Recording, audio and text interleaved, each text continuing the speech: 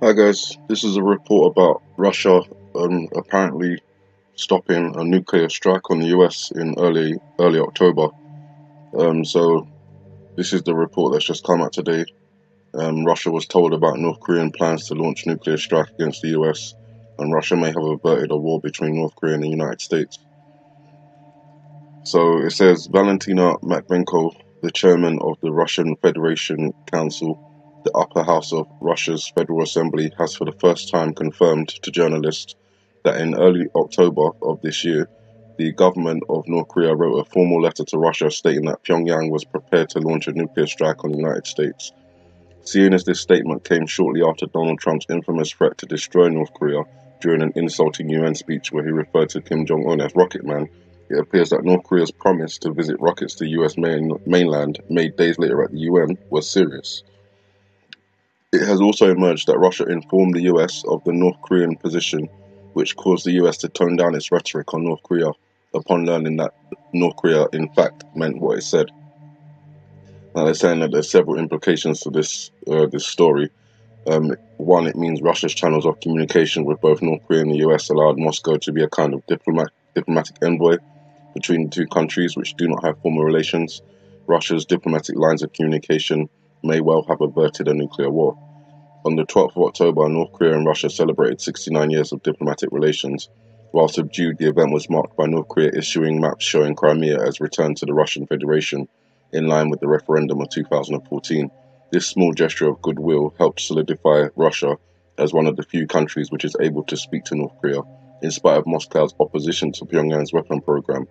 This could have played a large part in convincing North Korea to tone down its military preparations for a would-be strike. And third, the most recent major weapons test in North Korea came on the 15th of September of this year, when North Korea tested a ballistic missile. Since then, there have been no missile tests or nuclear tests. It is entirely possible, given this new information, that Russia has used its diplomatic channels to de-escalate the situation unilaterally, as the US refuses to engage directly with Pyongyang, and China's relations with the DPRK are incredibly strained at this time.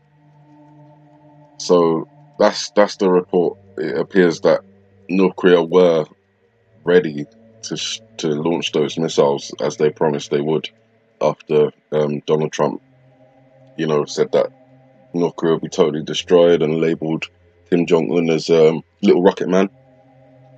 So I don't know if we have Russia to thank for a second time in history for averting nuclear war. I remember reading a story about a general that refused to launch nuclear weapons because he believed that the missile or whatever they were seeing on the radar was a mistake, and it was. But if he hadn't avoided pressing that button, then nuclear war would have kicked off years ago.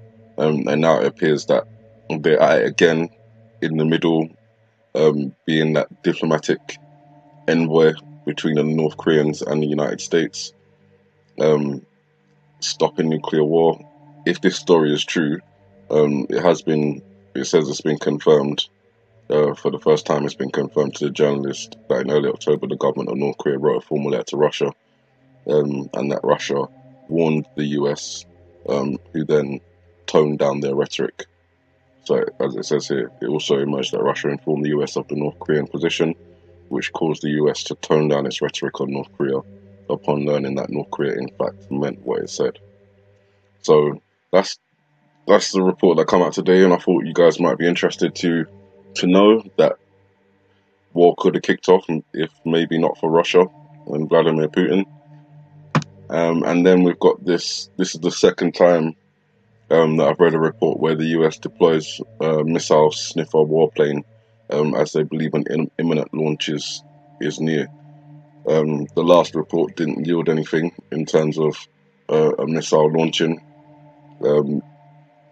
As I suspect that there still may be a missile launch, but on reading the report that I just read to you, it may be that Russia is stepping in and stopping this from happening, which I didn't see coming. I just kind of assumed that North Korea would be against the US and that Russia and China would kind of sit back and wait for that to happen and then take advantage of the situation if anything does happen. But we don't know. So there's still more time to go. We haven't seen North Korea come back to the table for peace talks yet. They said that they won't. They're not interested in peace talks until they have a strong nuclear program. So who knows? Could be that they end up having peace talks, or could be that a war is started. The main fact of this all is that the US has said, whether the actions connect with the words, I don't know, but the US has said that there will be no chance that they will accept North Korea as a nuclear power. And North Korea has said there's no chance that they will come to peace talks without being a nuclear power. So it appears that these two countries are on either end, and that there doesn't appear to be a diplomatic solution to this. North Korea is not going to give up its weapons. The US wants it to give up its weapons. How do you find an agreement between those two? This report is just saying that a ballistic missile detector plane, Cobra Ball, has taken to the skies as US waits to see if Kim Jong-un will make good on threats of launching a weapon into the Pacific. Eerie quiet has fallen over North Korea as the rogue state fails to make good on threats to launch its latest missile test. Suspicious movements near Kim's missile bases have been detected in recent weeks as US President Donald Trump arrived in Asia. Fears remain that North Korea could attempt to launch a missile and test it before he jets back to Washington on Monday. Cobra Ball planes are often detected flying near South Korea and Japan, and today's jet took off from its base in the US earlier this afternoon. The US Air Force boasts Cobra Ball is rapidly deployable and operates on direct command of the US top brass at the Joint Chiefs of Staff. She is crewed by 2 pilots and a navigator with 7 engineers on board to operate her advanced detection systems. Cobra Ball has a range of 3,900 miles without refueling and can fly over 500 miles per hour with just 3 in the entire US military. The plane observes missile flights at long range and gathers data on the weapons, with experts previously saying the US would rather watch Kim's rockets than shoot them down. And North Korea's next step will be to launch a nuclear-capable missile out into the heart of the Pacific, officials believe. Kim's rogue state has been talking up the possibility of the dreaded Yushi bird, a live nuclear explosion over the ocean, the first of its kind for 30 years. An unannounced test of this kind would be the ultimate provocation and is likely to spark World War III. It is expected Kim would attempt to fire an unarmed missile over Japan and send it splashing down in the Pacific. There's more to this report, but I think you get the gist of it. Basically, the North Koreans have been prepared to launch a missile. They were convinced not to by Russia contacting US and US toning down its rhetoric, which in turn probably stopped North Korea from, launching its missiles at the US or into the Pacific, or whether they're going to launch them, whether it's going to be a test or whether it's going to be a real attack. We don't know. As I suspected in the past, I don't think that North Korea would launch a weapon, but I think they would be blamed, or Iran would be blamed. And there's so much going on with Iran and Saudi Arabia and Russia and China and America and North Korea. You kind of don't know where to focus your attention. But for now, it appears that we're just waiting to see if North Korea launch a weapon or if they're blamed for launching a weapon.